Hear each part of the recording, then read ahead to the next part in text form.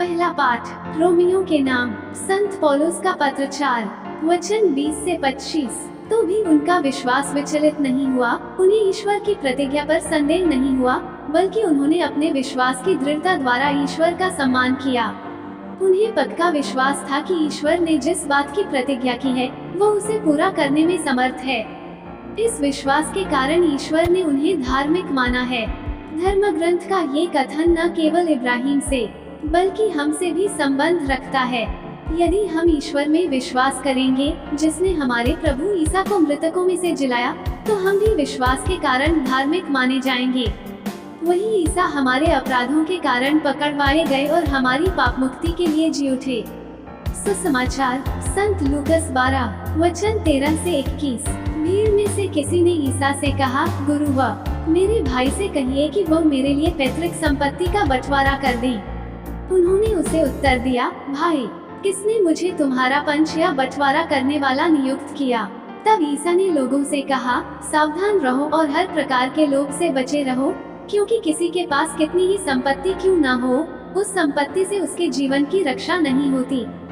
फिर ईसा ने उनको ये दृष्टांत सुनाया, किसी धनवान की जमीन में बहुत फसल हुई थी। वो अपने मन में इस प्रकार विचार करता रहा, मैं क्या करूं? मेरे यहाँ जगह नहीं रही जहाँ अपनी फसल रख दूं। तब उसने कहा, मैं ये करूँगा, अपने भंडार तोड़कर उनसे और बड़े भंडार बनवाऊंगा, उनमें अपनी सारी उपज और अपना माल इकट्ठा करूँगा और अपनी आत्मा से कहूँगा, भाई, तुम्हारे पास बरसों के लिए बहुत सा माल इकट्ठा है, इसलिए विश्राम करो, खाओ पियो और मौज उड़ाओ।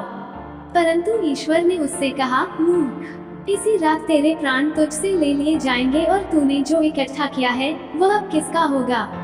यही दशा उसकी होती है जो अपने लिए तो धन एकत्र करता है, किंतु ईश्वर की दृष्टि में धनी नहीं है। मनन चिंतन। धनी बनने का मतलब सिर्फ ढेर सारा पैसा होना नहीं है। इसका अर्थ है दूसरों की तुलना में बहुत अधिक धन होना और विशेष रूप से अपनी आवश्यकता से अधिक धन होना। धन व्यक्ति को ईश्वर विहीन और हृदयहीन बना सकता है। मूर्ख धनी के दृष्टांत में मूर्ख धनी प्राप्त धन के लिए ईश्वर का आभारी होने के बजाय स्वयं को अपने धन का केंद्र बना लिया। वो मूर्ख धनी अपने दृष्टिकोण में ईश्वर विहीन था। अमीर और लाजरुस के दृष्टांत में अमीर व्यक्ति लाजरुस को अपने दरवाजे पर मदद के इंतजार में लेटे देखकर आंखें बंद कर ली। अमीर व्यक्ति हृदयहीन था। सुसमाचार में मनुष्य की वास्तविक चिंता कानूनी नहीं थी, असली समस्या तो उसका लालच था।